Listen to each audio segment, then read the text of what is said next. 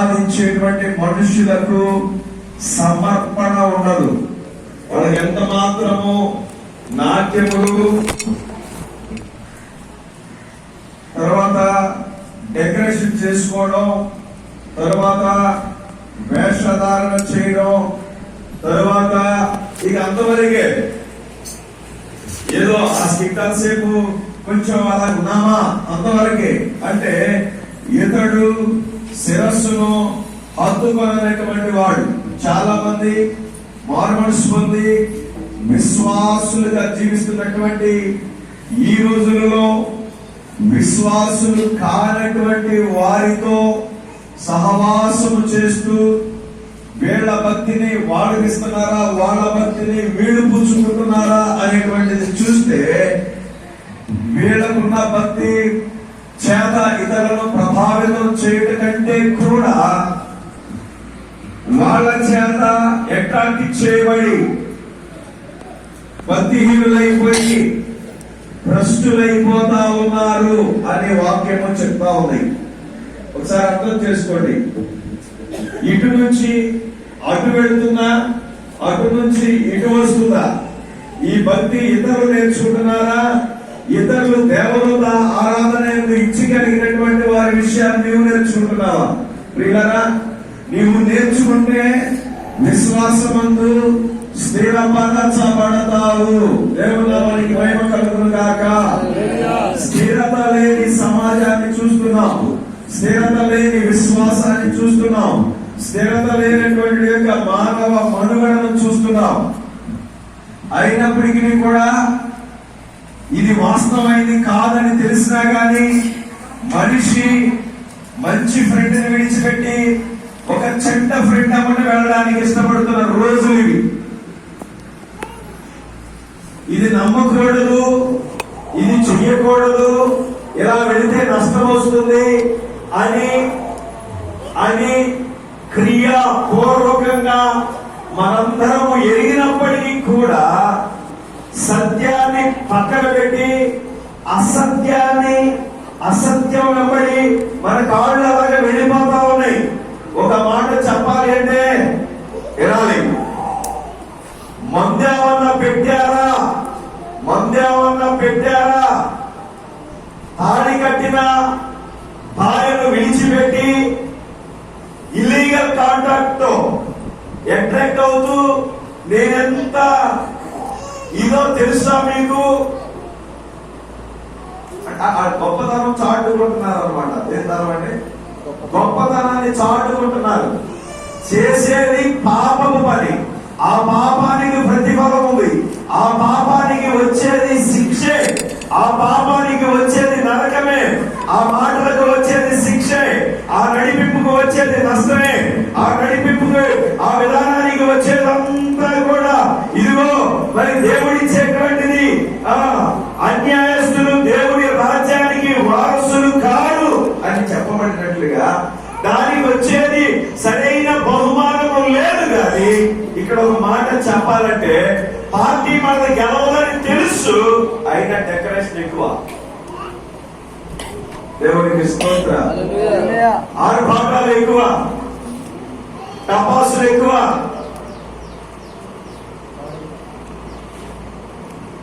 బ్యానర్లు ఎక్కువ, పోస్టర్లు ఎక్కువ, హంగుళ్ళు ఎక్కువ, ఆర్భాటాలు ఎక్కువ. వాడు దేవదూత ఆరాధన ఎందు ఇచ్చేయగలిగి శిరస్సును హత్తుకొనని వాడితో నడుస్తూ ఉన్నాడు. శిరస్సును హత్తుకొనని వాడితో నడుస్తూ ఉన్నాడు. శిరస్సును తీసివేస్తే, మొండాన్ని వేరు చేస్తే, శిరస్సును పక్క పెడితే ఆ యొక్క బాడీకి జీవం ఏది? ఒకసారి ఆలోచించండి ప్రభుత్వం కదా. ఈ యొక్క ఉదయకాల సమయంలో దేవుని యొక్క వాక్యము సెలవిస్తుంది, శిరస్సును తీసి పక్కన పెడితే ఒట్టి బాడీ కనుక వెళతా ఉంటే, నడుచుకుంటూ పరిగెత్తుకుంటూ వెళతా ఉంటే ఎలా ఉంటుందో ఒకసారి ఆలోచించండి. ఒక యుద్ధంలో ఇద్దరు వీరులు కత్తితో యుద్ధము చేసుకుంటూ ఉన్నప్పుడు ఒకటి తల తెగి పక్కన పడిపోయిందట. పక్కన పడిపోయినప్పటికీ కానీ ఆ తల లేనటువంటి ఆ మొండెము ఉంటది? నమ్మశక్యమైనదేనా? నమ్మగలుగుతావా? ఎలా ఉందని ఒప్పుకుందామా? సత్యమని ఒప్పుకుంటావా?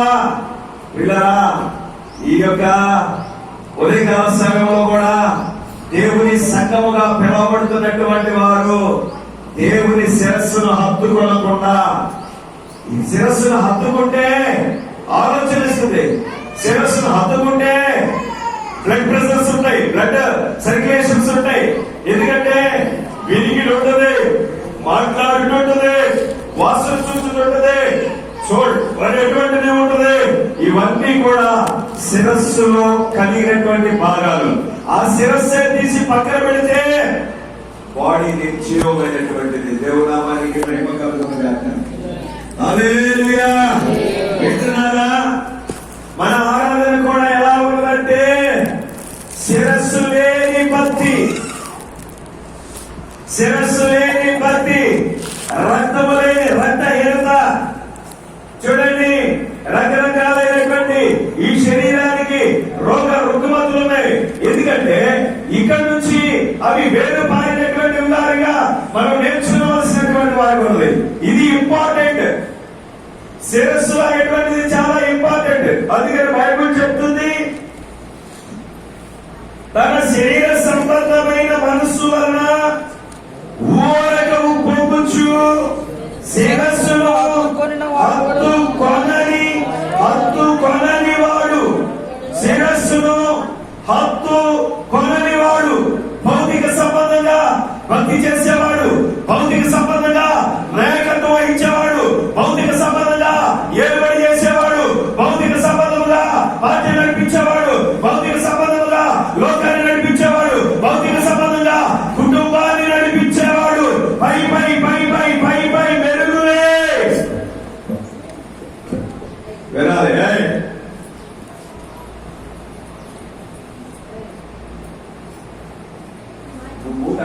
తెలుసు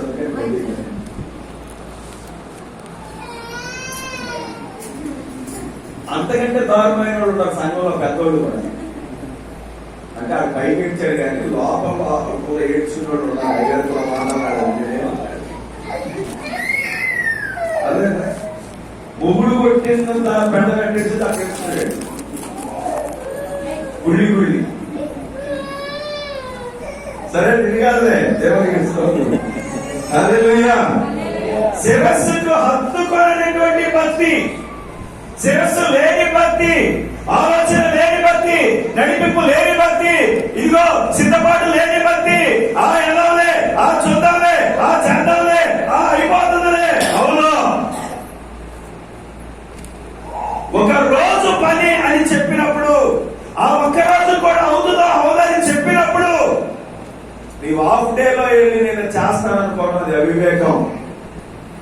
ఇది భక్తి, ఇది భక్తి. అందుకని వాక్యం సెలవిస్తుంది, నన్ను ఆరాధించు వారు ఆత్మతోనూ సత్యముతోనూ ఆరాధించాలి.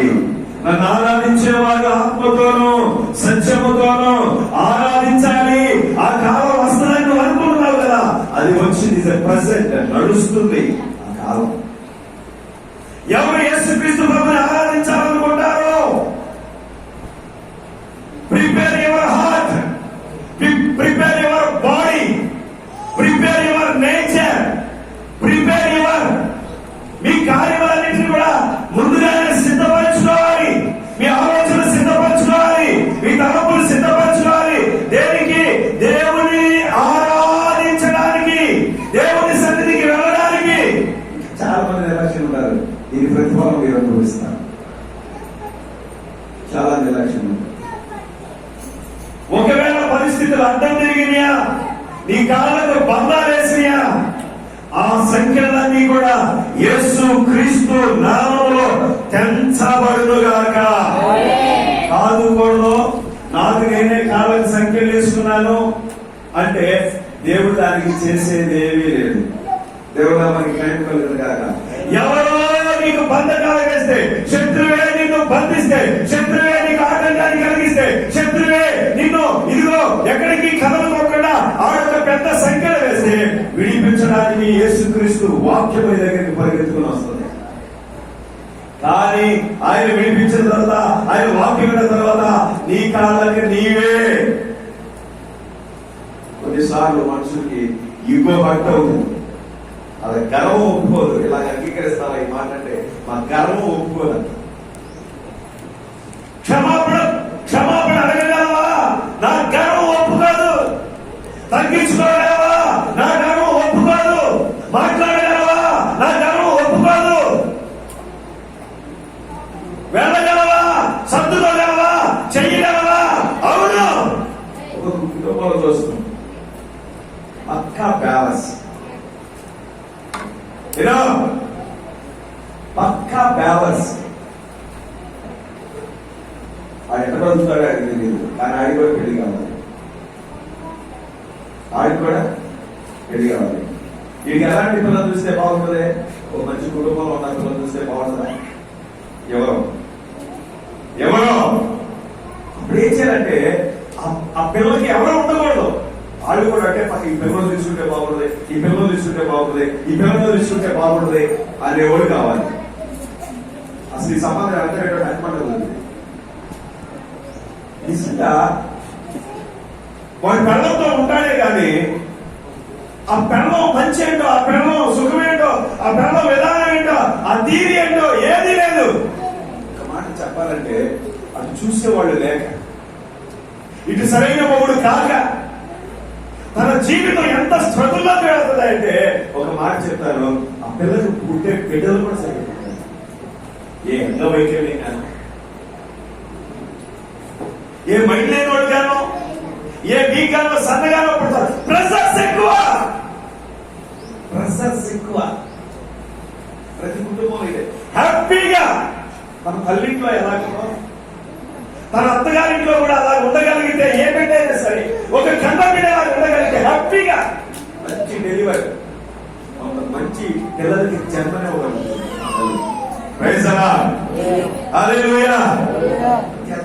చాదస్తము జరిగినటువంటి అర్థం, చాదస్తము జరిగిన వాళ్ళు తినే టయానికి ఏదో పని కల్పిస్తారు. ఇలాంటి వాళ్ళు ఉన్నారు, సమాజంలో ఉన్నారు. అంటే మీరు ఉన్నారో లేదో నాకు తెలియదు. ఇలాంటి వాళ్ళు ఉన్నారు.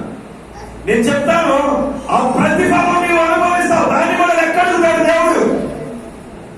తమాషకు ప్రొక్కబడికి దేవుని సన్నిధి అంటే దేవుడు మాట్లాడితే తమాషా ఉంది. అన్ని విషయాల్లో యోగ్య ప్రవర్తన కలిగినటువంటి వారుగా చూడండి. దేవుని యొక్క వాక్యం నుంచి 2వ అధ్యాయం చదువుకున్న వాక్య భాగంలో 5వ వచనం, నేను శరీర విషయంలో దూరముగా ఉన్నాను, ఆత్మ విషయంలో మీతో కూడా ఉండి, యోగ్యమైన ప్రవర్తనను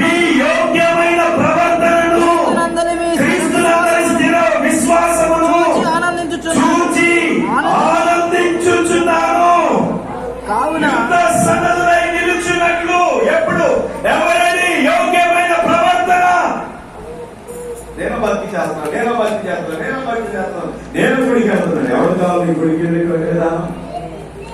చాలా మంది మన వినాయక పండుగ చేశారు, చాలా మంది దసరా పండుగ చేశారు, చాలా మంది సంక్రాంతి పండుగ చేశారు. పండుగ అయిపోయినట్టు మామూలు మళ్ళీ ఈ దినాల్లో చాలా మంది స్వామి మాల వేస్తారు, అయ్యప్ప మాల వేస్తారు, తర్వాత ప్రవేశ కూడా మాల వేస్తారు, తర్వాత భవానీ మాల వేస్తారు. ఎవరు కావాలి మాల, ఎవరు కావాలి డ్రెస్ కోడ్, ఎవరు కావాలి దండకోడు, ఎవరు కావాలి ఇవన్నీ కాదు.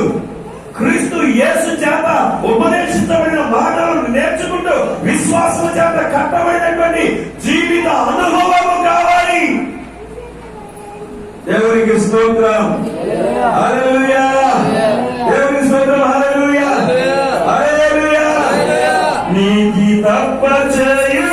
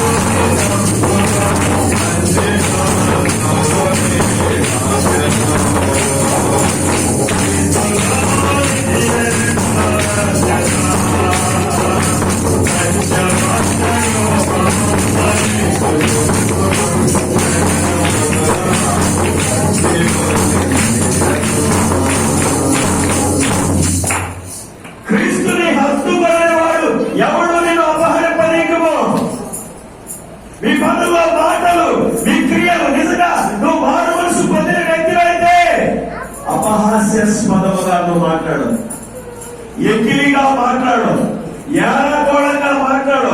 నీవేంటో, నీ ప్రభు ఏంటో, నీ బ్రతికేంటో అంతవరకే. దట్సా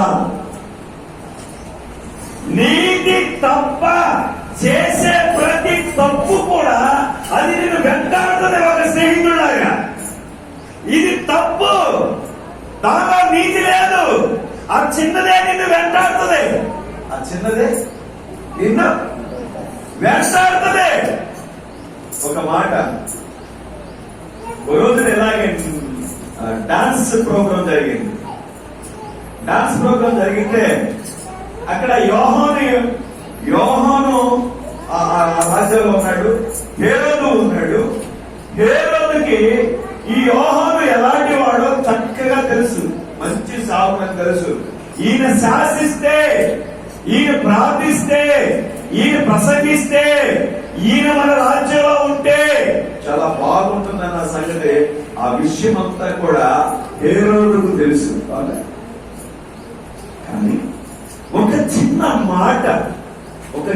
మాట ఏంటంటే, బాబు హేరోదు, నువ్వు చేస్తున్న పని మంచిది కాదు అని చెప్పినప్పుడు అది అతగాడి మనసులో ఉండిపోయేది. ఆ తర్వాత ఆ పక్కన ఎవరైతే వెళ్తున్నారో ఆమె యొక్క హృదయంలో కూడా ఆ మాటలు అలా ఉండిపోయింది. మీరు ఎందుకు వెళ్తున్నారా? మీరెందుకు లేగా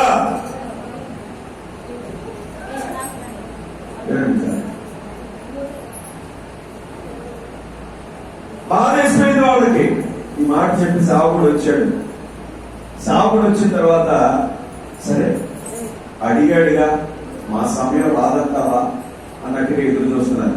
కొంతమంది చాలా ఇలా మనసులో పెట్టుకుని ఉంటారు, చాలా మంది అడిగే సమయాలు వస్తాయని. కొంతమంది మాట్లాడతారు కానీ అడిగే సమయాలు వస్తాయని. కానీ అది అడిగు, దేవుడికి న్యాయం అవుతాడు, నీకు కూడా న్యాయం అవుతాడు. దేవుడికి న్యాయం కాదు నువ్వు అడిగావా, నువ్వు చచ్చావే. నువ్వు సీఎం అవ్వు, పిఎం అవ్వు, ఇంకెవడన్నావు. బొమ్మలో నెబుకద్నెజర్ రాజుగారికి చెమట కొట్టించాడు దేవుడు, మామూలుడు కాదు దేవుడు అంటే.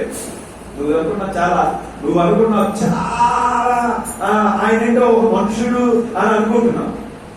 బైబిల్ చెప్తా ఉంది, ఇదే కొలసీలు రాసిన పత్రిక, దేవుడు ఎలాంటి వాడంటే 16 వచ్చిన 1:16 చదివే సరే. 1:16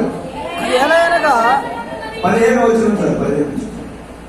ఆయన అదృశ్య దేవుని స్వరూపి, సర్వ సృష్టికి ఆది సంపూర్ణుడై ఉన్నాడు.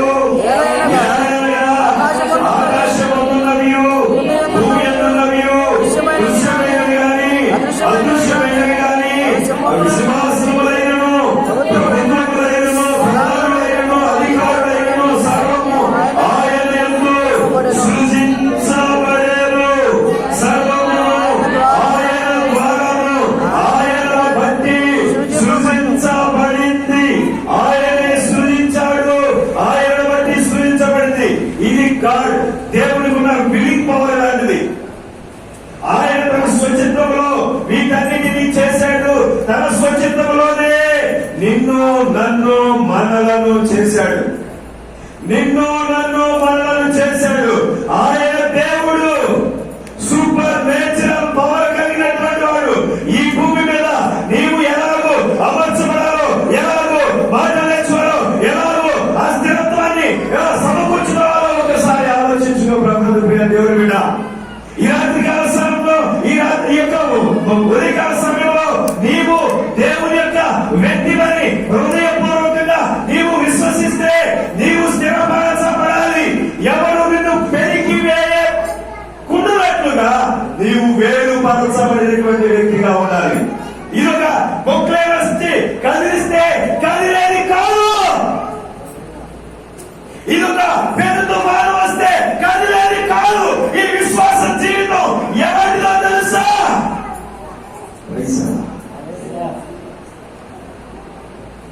ఆగని హోరులో ఆడిన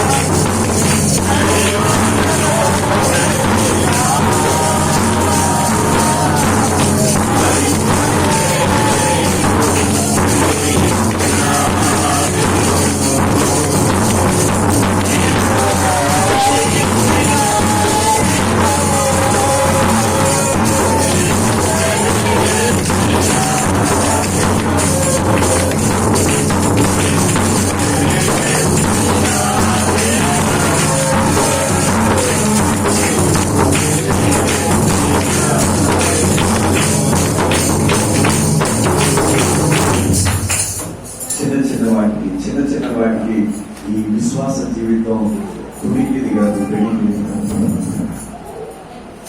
యేసుక్రీస్తుని గుర్తించింది తెలుసా? ఒక మాట చెప్తాను. ఎన్నో ప్రైవేట్ కంపెనీలు ఉన్నాయి. వాటిలో ఆ ఉద్యోగాలను ఎంతవరకు పర్మనెంట్ చేస్తారో నాకు తెలియదు, కానీ ఒక ప్రభుత్వ ఉద్యోగి అయితే అతను వెళ్ళినటువంటి 1 సంవత్సరానికి 2 సంవత్సరాలకి పర్మనెంట్ చేసేస్తారు. ప్రైవేట్ జాబ్ కాదు మనం చేసేది, ప్రభుత్వం job. High commanding in the power is a supreme. దేవుడు స్వయంభవుడు, ఆది సంభూతుడు, ఉన్నవాడు, అనువాడు, మోషే